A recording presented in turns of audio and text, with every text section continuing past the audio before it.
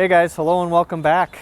It's been a while since I've posted a video on the progress of the 1967 Le Mans, but I was finally able to make a little bit of headway through some of our other projects. So there's one car here that took up a lot of our time in the summertime, just doing some suspension work, exhaust work. I have the videos started for this, but I'm missing videos of the finished product. So unfortunately with the timeline we had to get it back to the owner before I could get some of the videos done. So I'm hoping in the spring when it comes back out of storage, we can shoot some final videos and get that posted. But if you guys can guess what kind of vehicle this is, I don't have a prize, but I'll be truly impressed. So put in the comments what you guys think this vehicle is, and the winner gets a like, I guess. If we had merchandise, I'd give you something, but we don't have anything. So continue to subscribe, like, follow.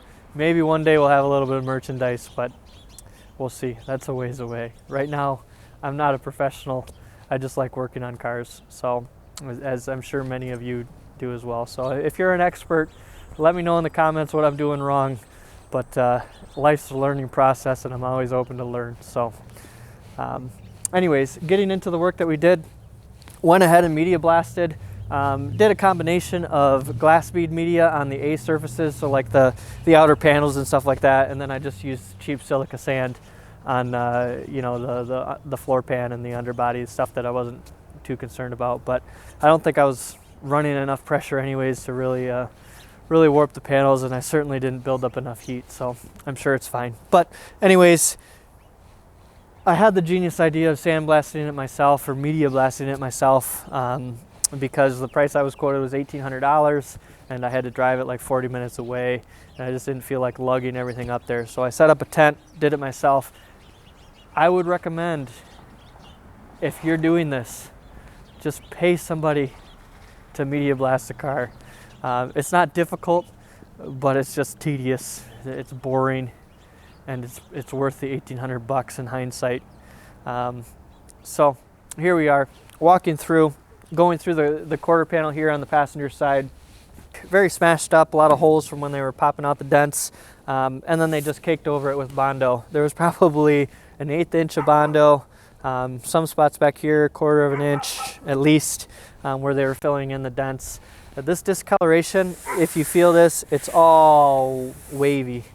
So this panel's not smooth at all. There's grind marks. So I'm at the point where I'm thinking of just replacing the entire quarter panel. Let me know what you guys think. It seems like they're readily available, and honestly, the amount of time I would take to smooth out this panel versus the amount of time to just patch in a new piece or to put in a new piece, it seems like it's a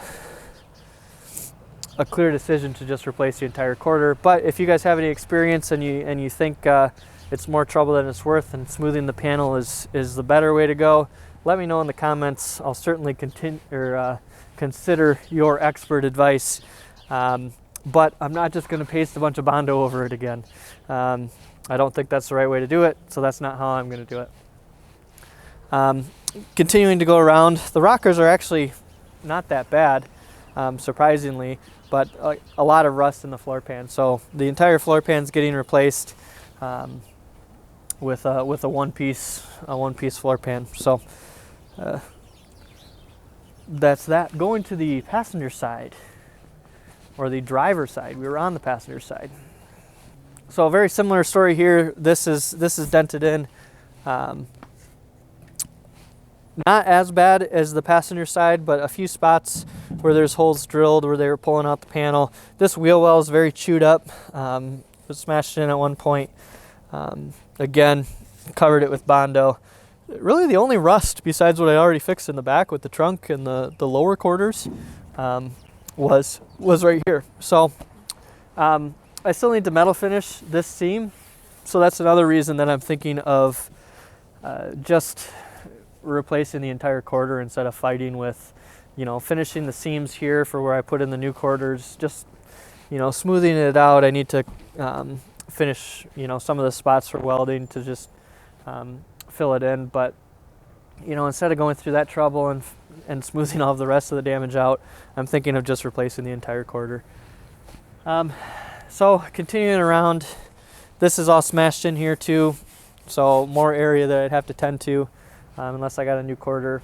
And then again, like the driver's side, the rocker, or like the passenger side, the rockers on this side are actually pretty good. So floor pan, quarter panels, and then the other thing that needs to be done is the tail panel. So you can see on this tail panel, I didn't sandblast this. That's because you can see from the inside that it's smashed in, and it needs to be replaced. So, you know, like I mentioned with the vehicle being a Frankenstein, I'm not sure if I'm going to go with the Lemans Tempest tail panel. I know that the tail lights are different, but I think the rectangular cutout is the same. Or the GTO. I kind of like the way the GTO 4-quadrant looks. Not that I want a GTO clone this car, I just like the way it looks better.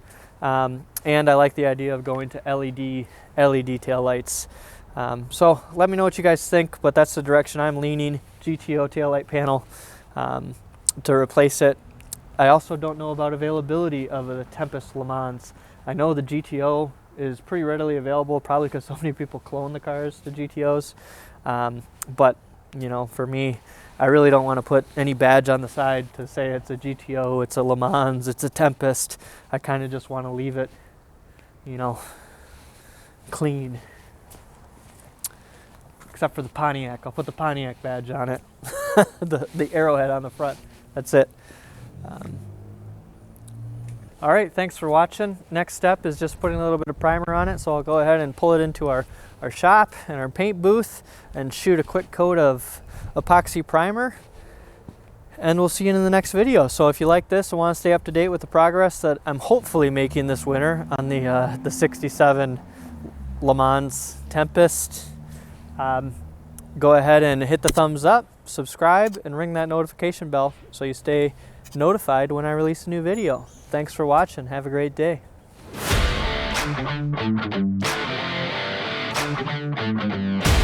Cue primer montage.